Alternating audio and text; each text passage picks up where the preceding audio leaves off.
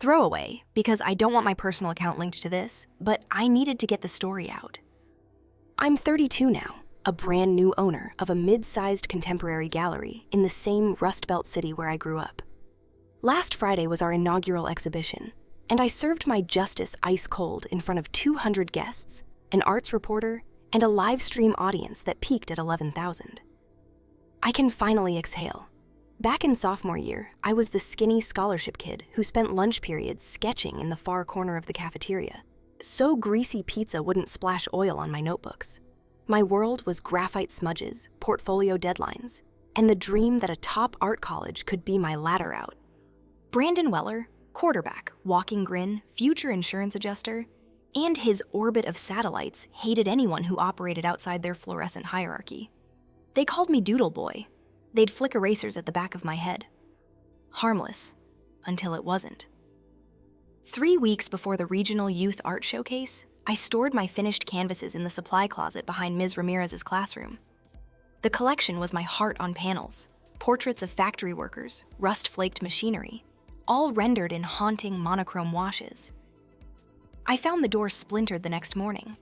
Everything inside was slashed, stomped, sprayed with neon paint, the same obnoxious green used by the football team on pep banners. A single word dripped across the largest canvas: loser. The administration investigated. Translation: they asked Brandon if he knew anything, accepted his crooked shrug, and closed the case. The guidance counselor murmured cliches about resilience, while typing an email that presumably disappeared into drafts. I lost the showcase, the scholarship associated with it, and my admission counselor's enthusiasm cooled. That night, alone in the garage, I promised future me would settle the account. Fast forward 14 years. I clawed my way through community college, then business school, bartended, freelanced, slept on an air mattress until the seams surrendered. Art slid to the margins, but I never stopped sketching. After grad school, I landed a logistics job that paid real money, socked away every bonus, and quietly bought the defunct Monroe Street Gallery at auction when the previous owner retired. Paperwork finalized 4 months ago. I renamed it Forge because scrap can become sculpture. Phase 1 of my plan involved social media reconnaissance. Brandon's Instagram showed a patchy beard and motivational quotes about grinding. Digging deeper, I discovered he'd recently started painting urban abstracts after a midlife crisis. They were muddy acrylic pours garnished with gold leaf, perfectly mediocre. Kara Jensen, former prom queen, now styled herself as a fiber artist and lifestyle influencer, selling lopsided macrame. Shane and Tyler, the remaining trio, dabbled in digital NFTs that swallowed their savings. I created a pristine Gmail under the alias curator@forgearts.net and sent each of them a personalized invitation to submit work for a themed opening titled Reclamation. The email gushed about how the gallery prioritized voices emerging from adversity. I offered a modest honorarium and dangled the promise of exposure. The hook set instantly. They all replied within hours. I accepted pieces sight unseen, stipulated drop-off dates, and requested brief artist statements to be read aloud during opening remarks. Meanwhile, I secured the real lineup: 6 local talents who'd been ignored by the city's old guard galleries, an autistic sculptor who welds bicycle chains into flowing busts, a formerly incarcerated painter exploring restorative justice, a Ukrainian immigrant photographing abandoned steel mills, genuine creators hungry for a platform. I told them nothing about my side quest. They deserved a drama-free debut. Phase 2 required evidence. I never had proof of the destruction until I remembered Ms. Ramirez. She'd retired to Florida, but I tracked her through the Alumni Association. When we video chatted, she apologized for not fighting harder back then. She also revealed that the school installed pilot security cameras in certain hallways in 2011, including, apparently, the corridor outside the supply closet. She hadn't seen the footage, but a records request might still unearth it. It did. The school district archivist emailed me a grainy clip. Timestamp, October 4th, 2011, 1842. Brandon kicks the door. Kara laughs. Shane and Tyler haul canvases out and mutilate them with box cutters. The camera even catches Brandon spraying loser. I almost trembled off my chair. I paid a professional editor to clean the video, enhance the faces, and insert title cards identifying each perpetrator. Opening night arrived. We hung the authentic artist's pieces in the main hall. The Bullies' submissions, a splatter painting, oversized macrame dream screen, and 2 framed NFT printouts, were hidden in a side storage room. I still cataloged them for insurance purposes. I'm not a monster. Guests began flowing in at 6 p.m., drawn by printed invitations, Facebook ads, and a whisper campaign I started on local forums about a reveal that would rock the art scene. Brandon strutted in first, a cheap blazer hugging his beer gut. Kara wore influencer beige. The entourage exchanged fake humble greetings, handed me their rehearsed biographies, and took selfies against the blank white wall where they assumed their work would hang. I thanked them with professional warmth. They didn't recognize me. I suppose time, muscle tone, and a tailored suit help. Besides, bullies rarely study the faces of their prey. At 7:15, the lights dimmed and I stepped onto the small stage beside our projector screen. Microphone feedback squealed, then settled. Good evening, everyone. Welcome to Forge's inaugural exhibition, Reclamation. Tonight, we feature artists who have transformed pain into power. Polite applause. I continued. Before we tour the collection, I want to start with a short film. Content warning, vandalism, bullying. I signaled the tech. The edited hallway video filled the wall. The audience fell silent, then murmured in disbelief. When the spray can hissed "loser," someone gasped. I watched Brandon's jaw slacken, Kara's hand fly to her mouth, Shane backpedal toward the exit. I lifted a remote and froze the frame on their teenage faces, crisp enough to read their varsity jackets. Those 4 students destroyed my art 14 years ago, I said evenly. Their actions derailed scholarships and nearly crushed a career. Tonight, they hope to showcase their own work here. Instead, I'm formally rejecting their submissions. I clicked again. The projector switched to live footage from the storage room, where their pieces sat behind yellow caution tape labeled "Not Accepted." Laughter, sharp, delighted, shocked, rippled through the crowd. Phones shot upward, streaming. An old teacher from my school clapped slowly, then faster. Others joined until the room thundered.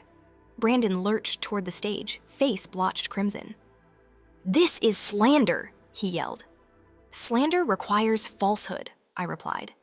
"Feel free to consult counsel. You'll find the statute of limitations for property damage in Ohio is 2 years, so lucky you, none of us are wasting time in court." He sputtered. Kara began crying, mascara tracing lines. Shane and Tyler were already outside, visible through the glass double doors, arguing with a security guard about reclaiming their exhibits. The guard, a retired Marine, wasn't persuaded. I addressed the audience again. Now that we've handled housekeeping, let's celebrate the real art. Our spotlights illuminated the main hall, revealing the sculptures, paintings, and photographs waiting beneath black drapes. Applause reignited, this time pure and generous. People surged forward to meet the true artists.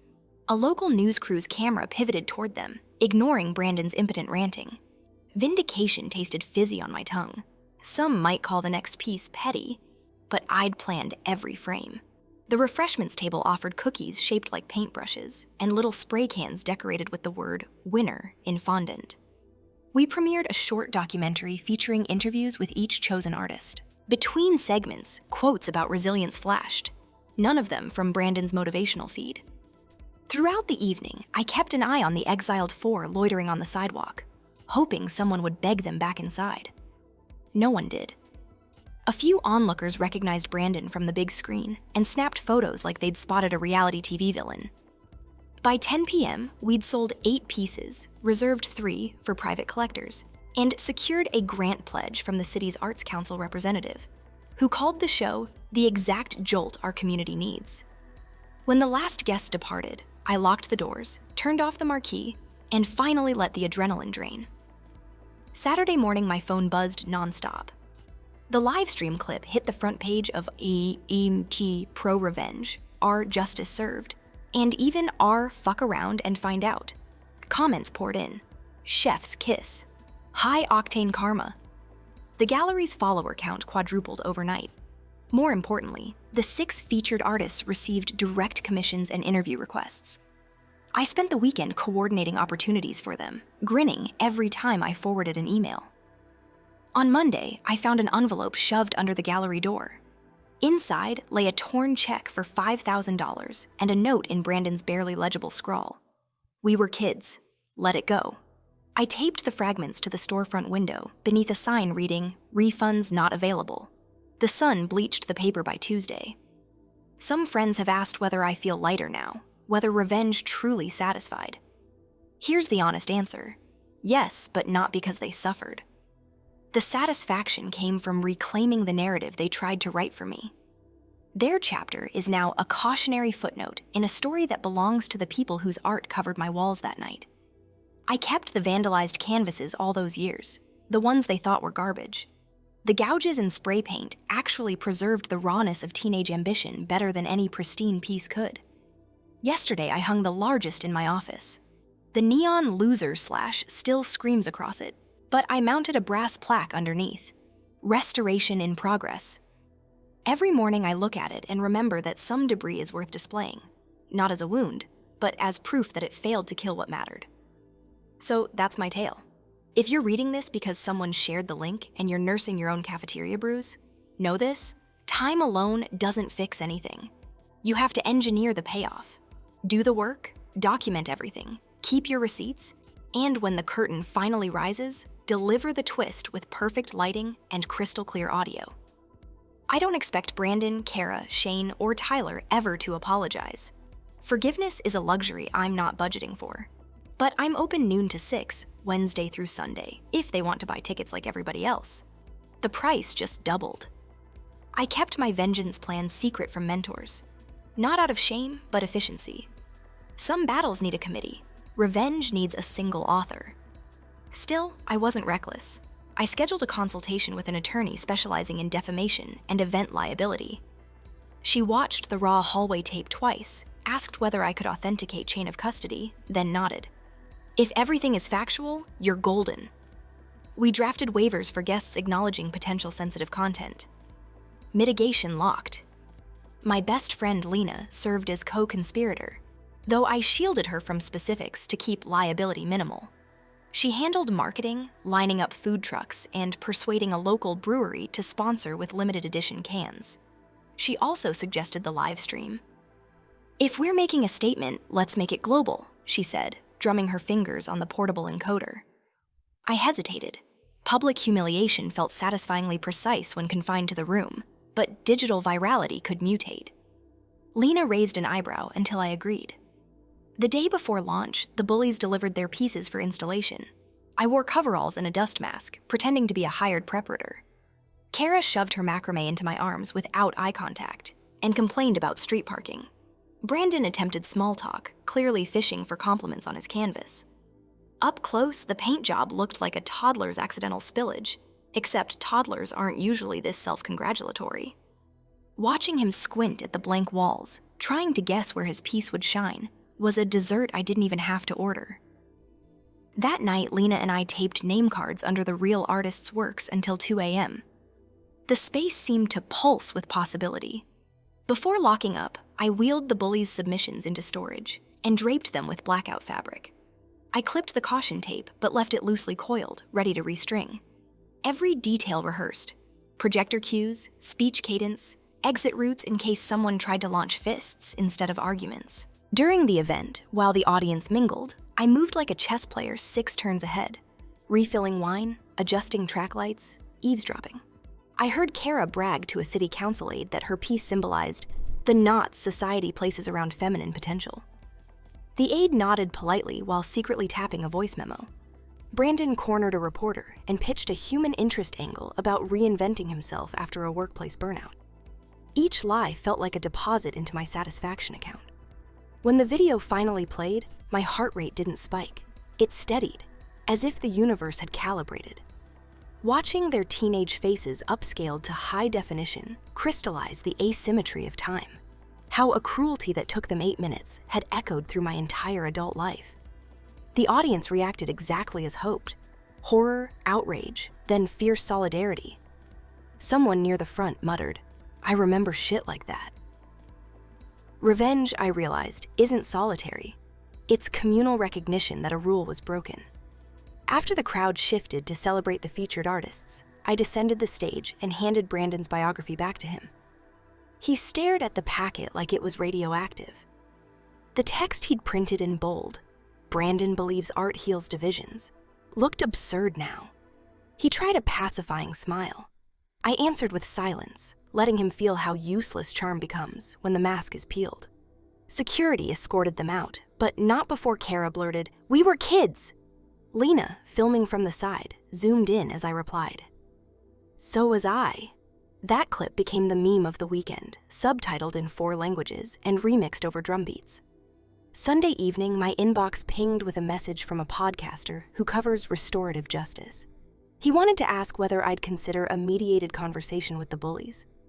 I declined. My goal was accountability, not reconciliation or clickbait redemption arcs. The podcaster pushed, citing audience appetite for closure. I responded with a single sentence: "Closure is the slam of a door, and mine is shut." Over the next week, search results for each bully's name filled with links to the live stream. Brandon's tiny YouTube channel bled subscribers. Kara's Etsy shop received 1-star reviews quoting her hallway laugh. I didn't egg it on, mob justice can overcorrect. But neither did I intervene. Consequences have to land. Meanwhile, Forge buzzed. Visitors traveled from neighboring states to see the show that sparked the viral moment. The real artists sold out inventory and accepted commissions months deep. The welder bought a new plasma cutter. The photographer funded a residency back in Kyiv to document reconstruction efforts. Impact radiated outward, proving that anger, when architected, can fertilize growth. I took exactly 1 trophy, the spray can from the video. The school custodian had saved it in the damaged closet until maintenance tossed everything during a renovation. Ms. Ramirez, sentimental hoarder, rescued the can and kept it in a shoebox of teaching memories. When she mailed it to me, I mounted it in a shadow frame, residue flakes preserved like forensic glitter. It hangs opposite the ruined canvas in my office, an axis of cause and effect. Last month, the Regional Arts Council nominated Forge for an innovation grant, citing our debut's transformative narrative strategy. The application asked for a mission statement. I wrote, "We platform voices written off as mistakes and turn erasure into highlight." Seemed honest. People keep DMing me variations of, "How long did revenge take?" The answer isn't 14 years. It's the sliver of time between fully forming a plan and executing it. The years before were preparation, gathering resources, refining motive. Think of it like seasoning cast iron. You don't cook until the surface is ready, and once it is, the result doesn't stick. One critic accused me of orchestrating public shaming as performance art. I smiled at the phrasing. Performance art invites interpretation, and shame is a legitimate medium when wielded by the previously powerless. The critic complained that I blurred the line between curator and storyteller, as though galleries exist outside narrative space. Every white cube sells a story. Mine simply acknowledged its antagonist. So when strangers ask for advice on getting even, I steer them toward the boring tasks: learning accounting software, drafting contracts, reading zoning codes. Vengeance thrives on spreadsheets more than swords. It requires understanding how to rent security barriers, how to calculate occupancy limits so your climax falls within fire marshal regulations. Patience turns into legal fortification. Spite becomes a line item for projector rental. If that sounds clinical, good. My story isn't a dramatic romance. It's a project plan executed to spec. The catharsis happened because contingency lines were double-checked. The difference between a tantrum and a masterpiece is editing. If the bullies ever walk through these doors again, they'll do it as patrons contributing to the community they once trashed. They'll see their teenage faces looping silently on the monitor in the lobby, part of a permanent installation titled Origin Story. Maybe they'll flinch, maybe they'll pose for selfies pretending they've embraced accountability. Either way, the narrative stays pinned where I placed it. Because control, once regained, is non-returnable.